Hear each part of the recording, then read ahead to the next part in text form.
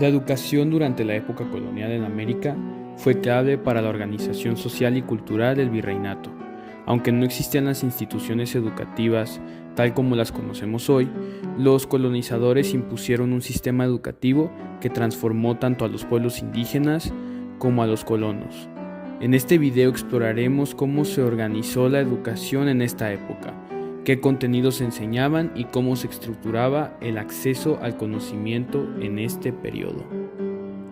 Durante la época colonial, la educación estaba fuertemente influenciada por las instituciones religiosas, como los franciscanos, jesuitas y dominicos. Ellos fueron los principales encargados de enseñar tanto a los indígenas como a los hijos de los colonos. Para los pueblos originarios, la educación tenía un enfoque principalmente religioso. Se les enseñaba sobre el cristianismo y las prácticas católicas como parte de la evangelización. Las primeras escuelas de América fueron creadas en el siglo XIV, pero el acceso a estas escuelas era muy limitado, y el colonos de origen europeo, en su mayoría criollos, tenían acceso a una educación más formal. Estos estudiantes aprendían latín, teología, ciencias eclesiásticas y, en algunos casos, filosofía y matemáticas.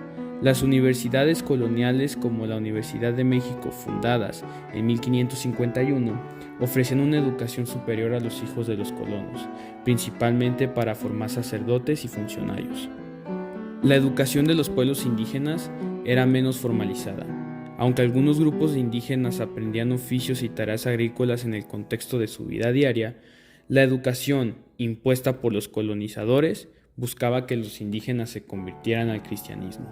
El aprendizaje estaba muy centrado en la religión, en menor medida en las lenguas indígenas. Además, es importante señalar que las mujeres en la época colonial tenían acceso limitado a la educación formal.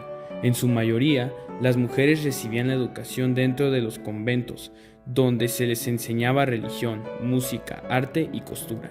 Los conventos fueron uno de los pocos espacios donde las mujeres podían aprender a leer y escribir. Sin embargo, el acceso en este tipo de educación no estaba disponible para todas las mujeres, sino para las clases sociales altas o las que interesaban a la vida religiosa. En cuanto a los métodos de enseñanza, eran rígidos y basados en la memorización.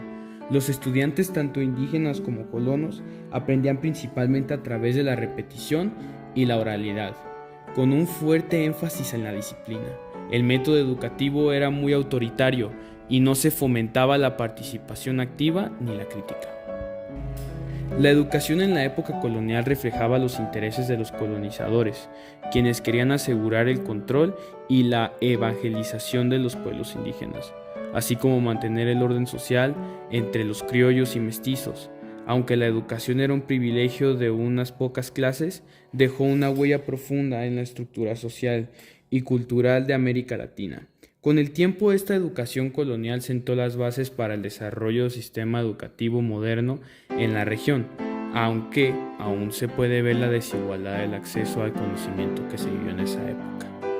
Hoy entendemos que la educación debe ser inclusiva y ofrecer igualdad de oportunidades a todos los estudiantes, independientemente de su origen. Sin embargo, es esencial recordar cómo la historia de la educación de la época colonial ha influido en el presente para poder construir un futuro más equitativo y justo para todos.